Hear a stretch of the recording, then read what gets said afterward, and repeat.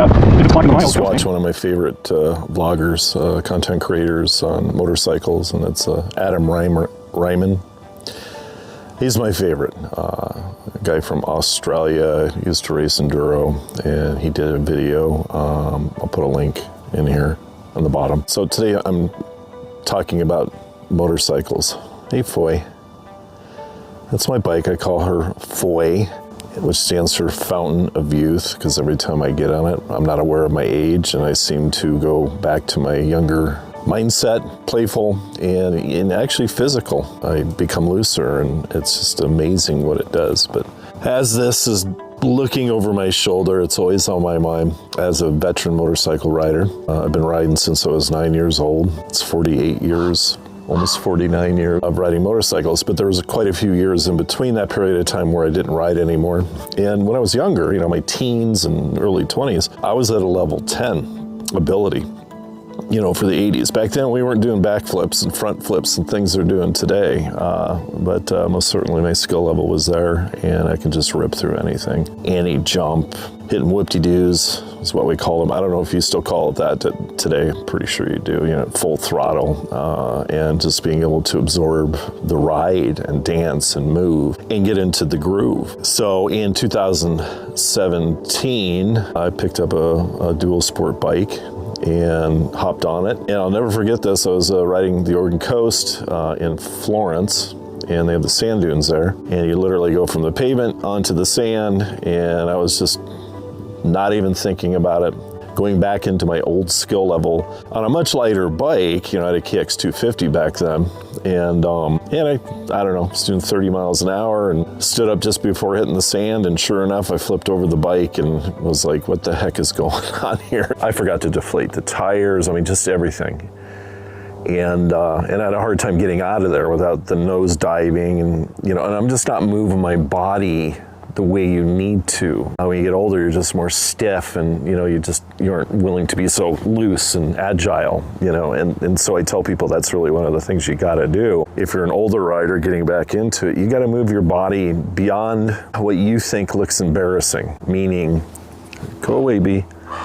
Meaning you've got to be willing to move and over-exaggerate it, because that's exactly what it took for me. So on the previous bike I had, which was a DR650, I had it bored out to 790. I put all these mods into it. I was going to travel the world in it, as a lot of you know. And by the time I was done building it, getting ready to tour the world, and COVID kicked in, so it screwed up those plans. So I did a lot of BDRs, and I started off with about 90 pounds of gear, including the panniers, which were ammo cans, and then changed, got lighter panniers, got better gear, better rims, better tires, better carburetor, just a bunch of stuff that a DR requires to get it up there to compete with KTMs, and a DR can do that. So the years I had that bike, 7 years, I noticed I wasn't able to fully get back into that 10. And now that I'm older and smarter and not as much of a show off and just afraid of wrecking more, you just get wiser, so there's a lot of this hesitation with doing things. And the bottom line is, I came to the realization that you're a beginner now. Forget what you were able to do. And there's some times where I'm coming in, I'll hit a jump and some soft moon dust type stuff that you find in Central Oregon. Went off a jump and didn't gauge the corner coming up correctly. So I was midair, and I can see by the time I'm gonna land, I'm probably gonna hit the trees right in front of me at a pretty good speed. And it did bank to the left. Something clicked, and I knew exactly what to do, and did it, and whipped around that corner like I've always known how to do that. So then I realized at that point that I need to push myself. Several crashes later, one day it was 4 times within a half an hour period of time. Just wiping out.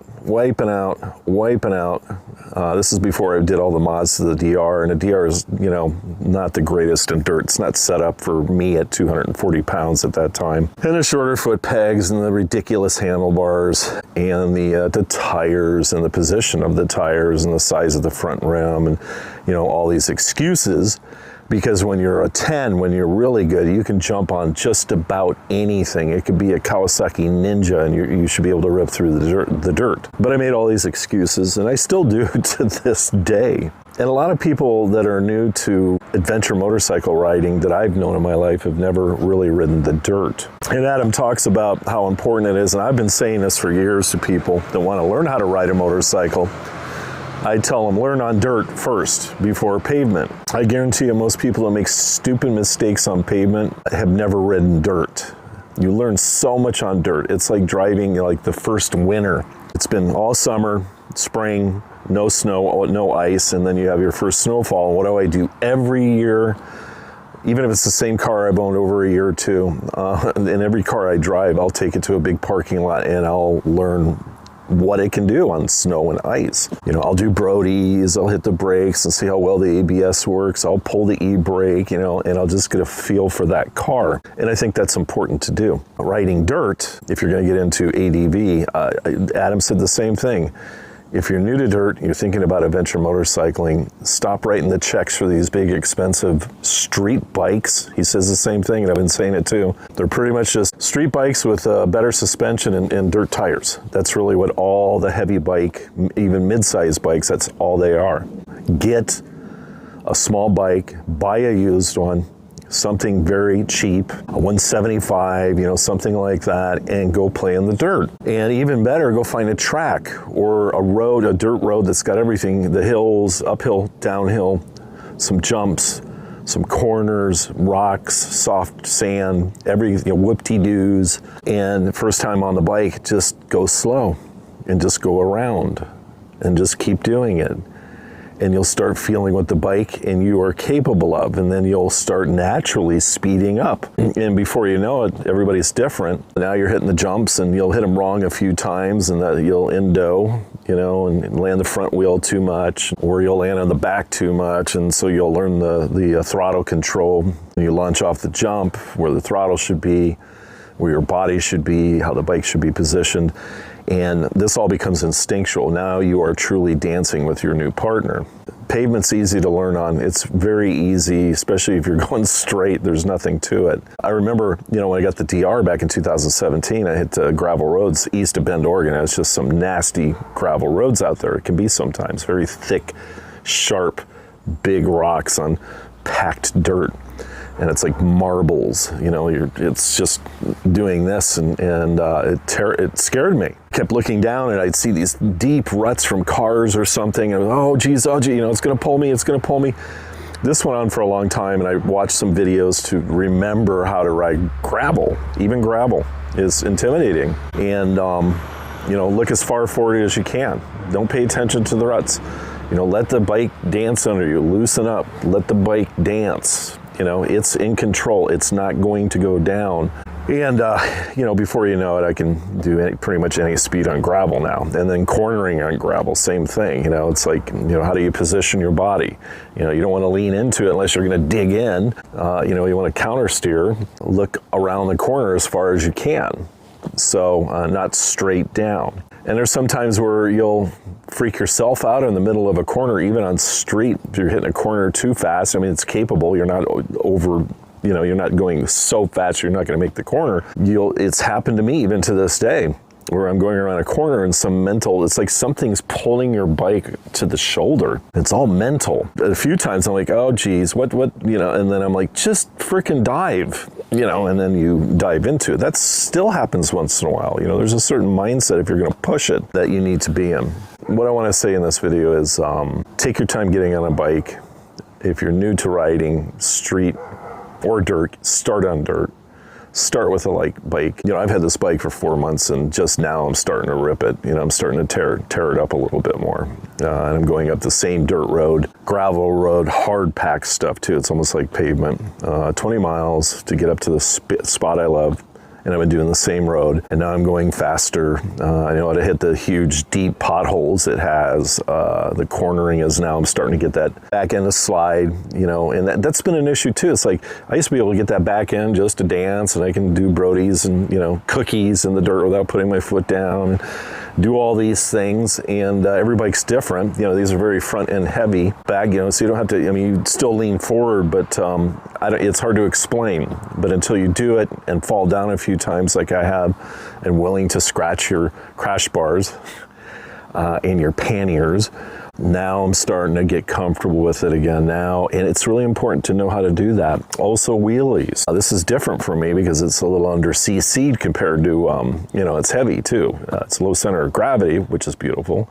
They weigh almost the same as a Tenere 700, but it's a real low center of gravity and the bike doesn't sit up as high. It feels lighter and easier, but when you get to a certain angle, about 55 degrees, you feel the weight, especially with a full tank. You gotta play. You know, I work on balance every time I come to a stop sign or a stoplight. You know, I try to see how long I can just sit still, using the clutch, the gas, and the back brake. And sometimes I can just sit there like I'm in this meditative state where I can literally just sit still. I'm sure the people who are behind me like, what the heck, how is he doing that? You know, those times happen. And doing Brody's when turning around, you just got to keep playing like that. I'm starting over again, and wiser and more cautious, so it makes it harder to push. That's all I want to say about it. If you're new to ADV riding, take your time. I'm thinking about buying a smaller bike just to screw around, and it's so much easier to rip it on a lighter, smaller bike and get back into wheeling, you know, the wheelies and all that kind of stuff, because that's really what I want to do. I enjoy putting around and seeing the scenery, that's fun, but you're on this toy, and especially with my history of just having this ability to dance on these machines I found out the other day that's what I want to do, is be able to rip it and know my bike and, you know, launch off jumps, big or small, to my capability at this current time. The other day I was, you know, a good half an hour, 45 minutes just ripping it, just tearing up this long hill and jumps and bumps and potholes and rocks and corners. By the time I got to my destination, I was just out of breath, like hard. And it's true what Adam says in his video, dirt bike, MX racers, bike racers are the most fit athletes in the world over swimmers and everything else, because your heart rate is going up higher. You're on something that can kill you or seriously injure you. So when you're riding a motorcycle, even a skilled person, you know, it's the possibility of dumping it is always there if you push it too far. And I remember getting off the bike, I was extremely out of breath. And you're not aware of it when you're riding, at least I'm not, because you're too busy focusing. That's it. That's all I want to say about that. And what do you think, Floyd? Did I cover everything? And you have to have a relationship with your bike. It seems strange, but when you're out there for days in the wilderness or the road, it's just you and your bike. Huh, Floyd? Yeah, talk to your bike. Play with the bike. It wants you to play. And have a good time, and we'll see you out there.